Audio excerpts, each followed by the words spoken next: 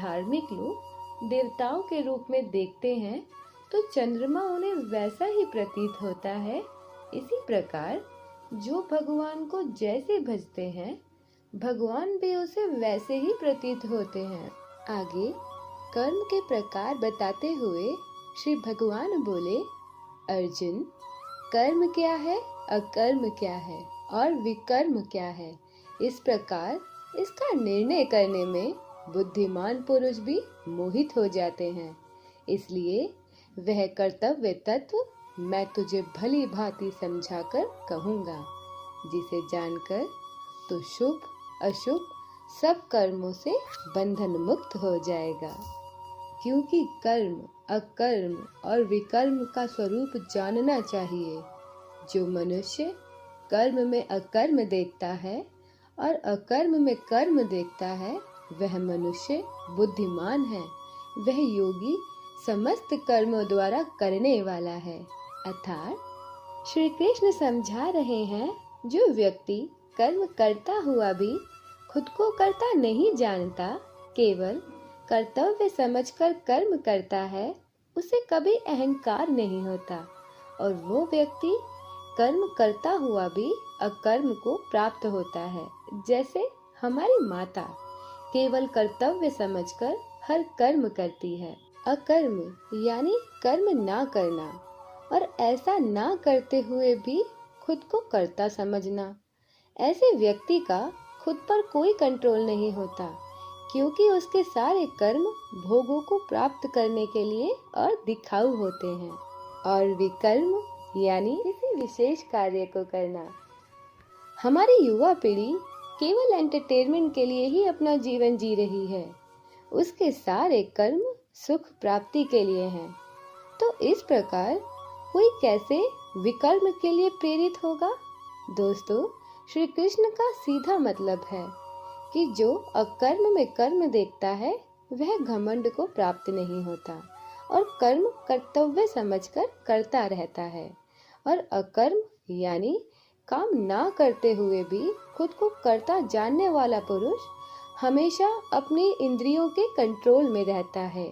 और विकर्म यानी कोई विशेष कार्य करना जिससे समाज का कल्याण हो। श्री भगवान बोले, जिनकी आसक्ति सर्वदा नष्ट हो गई है, जो देह अभिमान और ममता से रहित हो गए हैं, जिनका चित्त निरंतर परमात्मा के इस ज्ञान में स्थित रहता है, ऐसे केवल यज्ञ संपादन के लिए कर्म करने वाले मनुष्य संपूर्ण कर्म को भली भांति समझते हैं।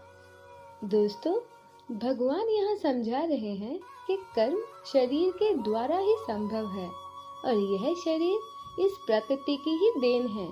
और इस नश्वर देह का अभिमान ना करके किसी तरह की ममता से नहीं बंधना चाहिए, क्योंकि इस ज्ञान को तत्व से जानने वाला मनुष्य यज्ञ संपादन यानी सृष्टि के कल्याण के लिए ही कर्म करता है।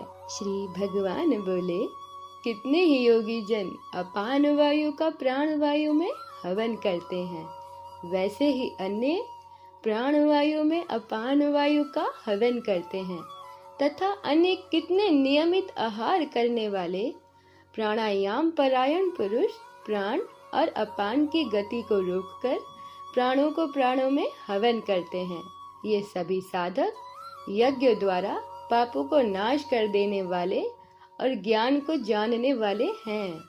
दोस्तों, गीता का यह सर्वश्रेष्ठ योग ज्ञान आज सारे संसार में प्रचलित है। बाबा रामदेव ने गीता के सिर्फ इस ज्ञान से अपना वजूद बनाया है। श्री भगवान बोले, मनुष्य को इस ज्ञान को तत्वदर्शी ज्ञानियों के पास जाकर समझना चाहिए। उनको भली भांति दंडवत प्रणाम करने से, उनकी सेवा करने से और कपट छोड़कर सरलता पूर्वक प्रश्न करने से वे परमात्मा के तत्व को भली भांति जानने वाले ज्ञानी तुम्हें उस ज्ञान का उपदेश देंगे। दोस्तों, भगवान को पता है कि ज्ञान समझना सबके लिए आसान नहीं, इसलिए भगवान ज्ञानी की शरण जाने के लिए कहते हैं। किंतु ज्ञानी कौन? ज्ञानी जिसने अपने सारे कर्म सृष्टि के कल्याण के लिए लगा दिए हैं और जिसका मन तथा चित्त सदा शांत रहता है। कोई केवल धर्म के उपदेश देने वाला व्यक्ति ज्ञानी नहीं कहलाता। श्री भगवान बोले, ऐसा मनुष्य यदि सब पापियों से भी अधिक पाप करने वाला हो तो भी वह इस ज्ञान रूप नौका द्वारा निसंदेह संपूर्ण पाप समुद्र से भली भांति तर जाएगा। क्योंकि हे अर्जुन, जैसे प्रज्वलित अग्नि ईंधन को भस्म कर देती है, वैसे ही ज्ञान स्वरूप अग्नि संपूर्ण कर्मों को भस्म कर देती है।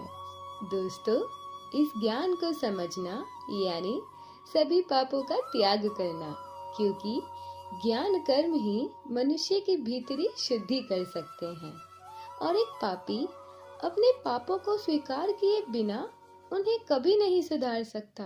और अगर वह अपने अंदर बदलाव का आचरण करे तो वह पाप कभी नहीं करेगा और पापों का दंड को भी करुणा ही मानेगा। श्री भगवान बोले, इस संसार में ज्ञान के समान पवित्र करने वाली निसंदेह कोई वस्तु नहीं। इस ज्ञान को कितने ही काल से कर्म योग के द्वारा शुद्ध करण हुआ मनुष्य अपने आप ही आत्मा को पा लेता है। इसलिए हे भरतवंशी अर्जुन, तू अपने हृदय में स्थित इस अज्ञान जनित अपने संशय का विवेक ज्ञान रूप द्वारा तलवार छेदन करके समत्व रूप कर्म योग में स्थित हो जा और युद्ध के लिए खड़ा हो जा।